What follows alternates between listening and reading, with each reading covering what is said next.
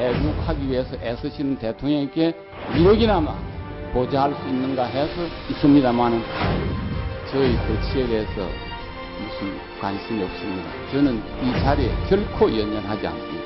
제 소임이 끝난 날 언제든지 물러갈 마음의 자세로 갖고 있습니다. 자식이 병원에 누워 사경을 헤매는 지 1년이 넘었는데 자주 가보지도 못합니다. 인간적으로 매우 아픕니다. 김영환 청와대 민정수석이 여야의 출석 요구에 불응하며 사의를 표명했습니다. 김기춘 실장 역시 의사가 확실하다면 사퇴시키겠다는 입장이죠. 민병욱 전 간행물윤리위원장, 전원책 변호사와 함께 이야기 나누겠습니다. 안녕하십니까? 예, 안녕하세요. 예. 지금 방금 들어온 소식은 김기춘 실장이 김영환 민정수석의 사표를 받고 해임을 건의하겠다. 이렇게 지금 속보가 들어오고 있는데요. 뭐 이런 일까지 지금 벌어지고 있습니까? 전 변호사님 어떻게 보세요? 이런 상황을. 내용은 대충 들으셨죠? 예, 그렇어요. 이게 민정수석 출석을 요구를 하고 예.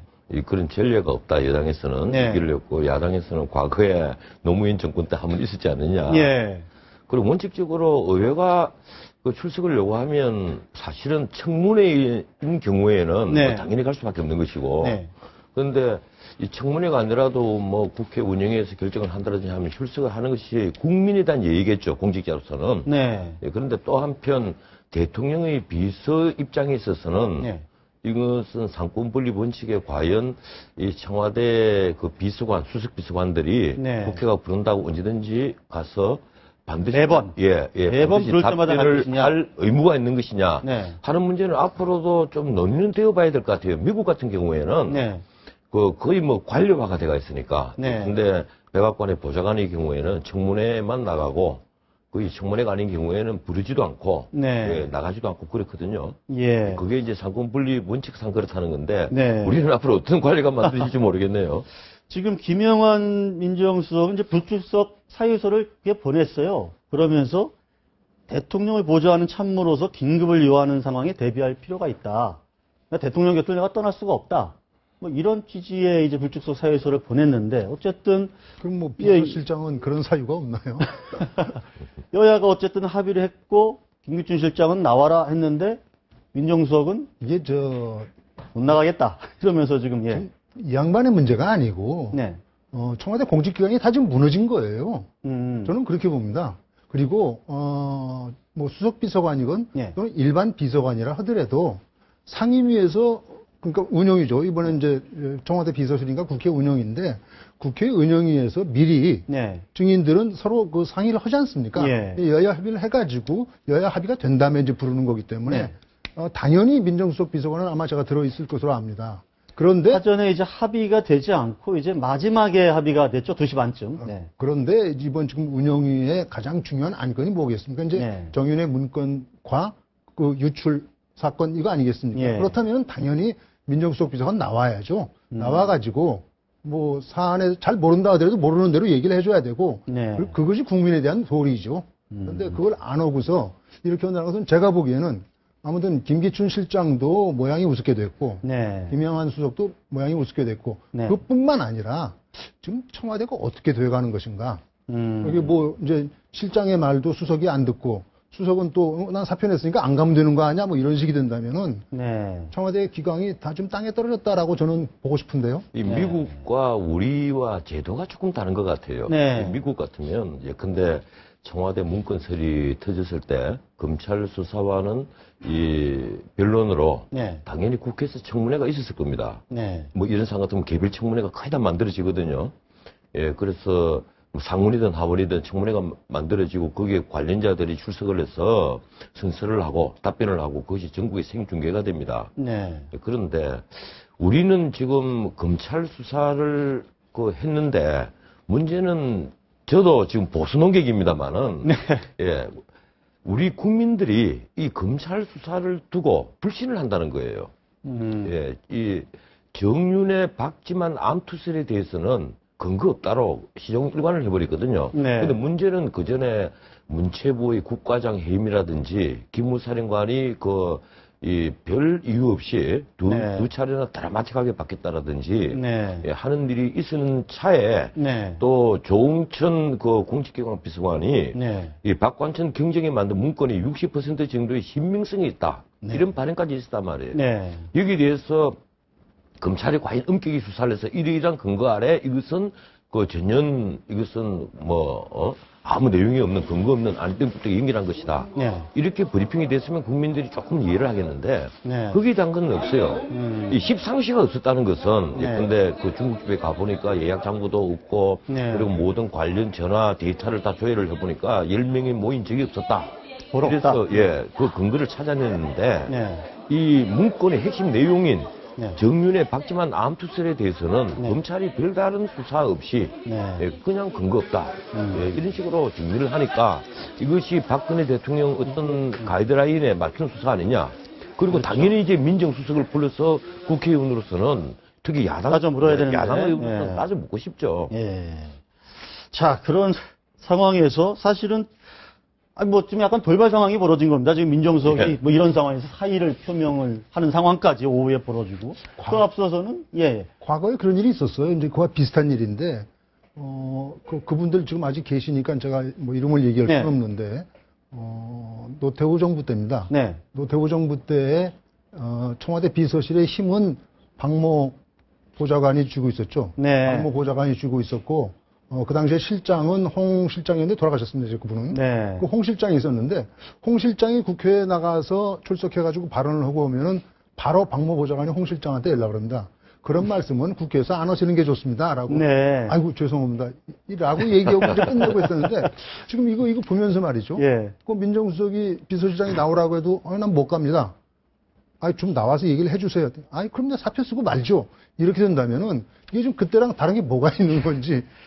예, 지금 그 이제 3명 문고리 이른바 문고리란 말을 안 쓰는 게 좋겠다 뭐 이렇게 이완구 원내대표도 오늘 이야기하긴 했는데 어쨌든 그 안봉근 정호성 비서관 같은 경우도 관례가 없다. 불려나간 적이 없다.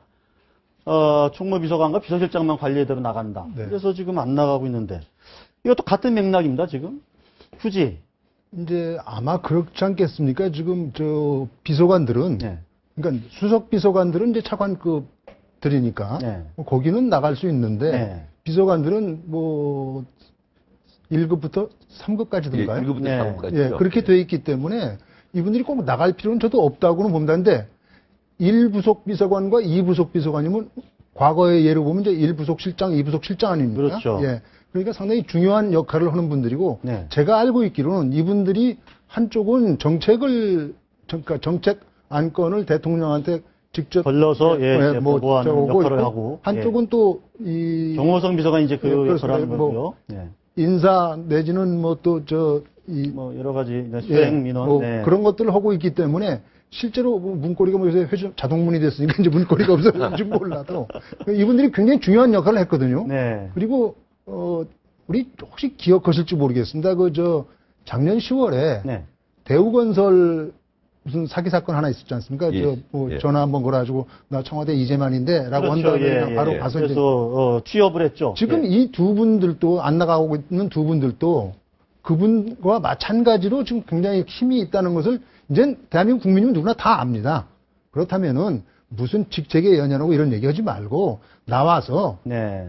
정중하게 사과할 건 사과하고 국민한테 얘기할 건 얘기하는 것이 옳지 않겠느냐 이렇게 생각합니다. 문제는 그 청와대 수석이든 네. 그리고 대통령의 참모인 장관들이든 네. 대통령을 만나서 예컨대 어떤 정책에 대해서 브리핑을 해드린다거나 네. 할 수가 없고 네.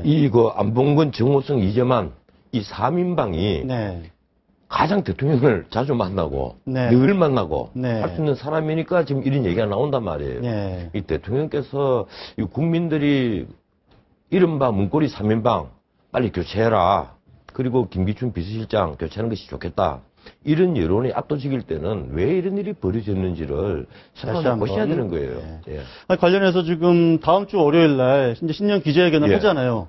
모두 발언을 한 10여 분 할 것 같고, 그러고 이제 기자들 한 10여 명의 질문을 받을 텐데, 당연히 이런 질문 나오겠죠, 이제. 그런데 이 박근혜 대통령께서 과연 자유스러운 질의응답을 허용할 것인가 하는 것이 저는 그 기자회견 내용보다도 네. 더 관심의 대상입니다. 형식. 예, 이번에는 좀 기자들에게 사전 질문 내용을 받지를 말고 기자들에게 프리하게 질문할 수 있는 어떤 그 시간을 주고 네. 거기에 대해서 자연스럽게 답변을 하는 형식으로서 국민적인 여러 의심들을 어쨌든, 해소를 하면 네.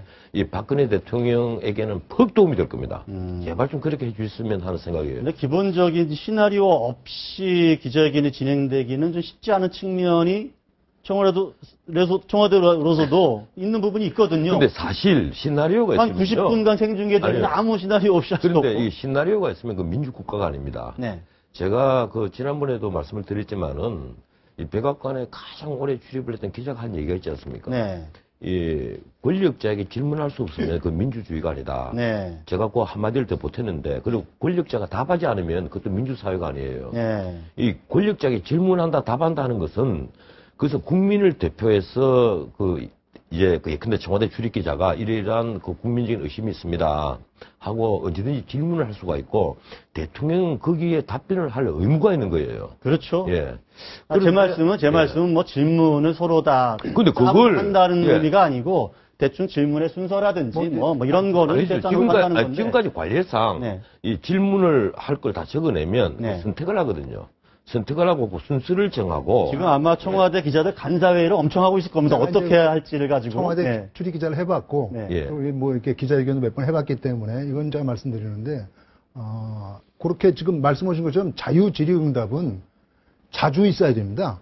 예. 대통령과 기자들이 만나는 기회가 자주 있어야지 그것이 가능한 것인데 네. 지금 벌써 이건 1년 만에 또 처음 하는 거 아니겠습니까? 예. 그리고 아까 우리 정 앵커가 말씀하신 것처럼 약 90분 정도 하는데 이 아무한테나 막 시킬 수는 없거든요. 그러니까 어쨌든 간에 사전에 뭐 10명 정도 한다. 질문을 그 하고 정도. 10명에 대해서 답변한다 라고 하면은 이 가령 자유롭게 질의한다 하더라도 미리 청와대 홍보수석이나 이런 쪽에서는 계속 기자들하고 접촉을 해가지고 무슨 질문을 할지. 예, 입맛에 맞는 질문을 만들어 놓고 그 다음에 기분 나쁜 질문을 할 사람이 있으면 그 사람한테 발언권을 안 주는 겁니다. 질문권을 안 주고 자기 구미에 네, 맞는 아마 사람한테 제가 청와대 기자들을 변호하기 위해 잠깐 설명을 드리면 아마 이제 청와대 풀단이 있거든요. 거기에서 예. 이제 간사단 뭐 이렇게 모여서 회의를 해서 누가 질문할지는 대충 정할 거고 근데 질문 내용은 대충 외교안보라든지 뭐 남북관계라든지 뭐 소통 문제라든지 요런 정도는 아마 이제 누가 할지를 정해놓고 근데 구체적인 질문 내용은 아마도 청와대 쪽에 전달을 안 할 거고 그리고 혹시 그거를 파악했다고 하더라도 각 기자가 자율권을 가지고 그때 질문하면 되거든요.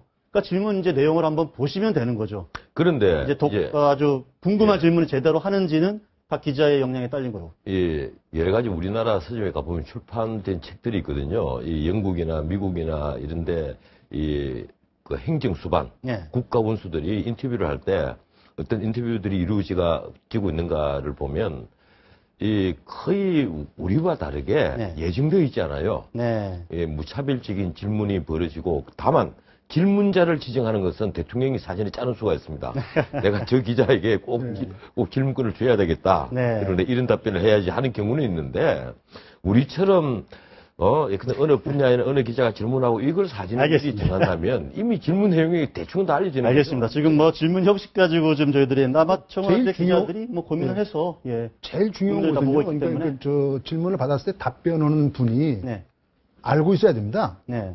이게 사실 이 기자들이 뭐 이제 몇십 명이 모이고 그 중에서 이제 질문하는 기자는 이제 뭐 10명 정도밖에 안 되긴 하지만 사실 어떤 문제가 나올지 모르지 않습니까? 그러니까 국정 전반에 대해서 해박하게 알고 있어야 되고 또 작은 수치도 틀리지 않을 정도로 알고 있어야 되거든요. 그러니까 예상 질문에 대한 답변서를 청와대 비서실에서 만드는데 그 비서실에서 만들어준 답변서를 다 사실 외울 정도가 돼야 되는 건데 그거 하기에는 지금 너무 낭비가 많긴 많은 게 사실입니다.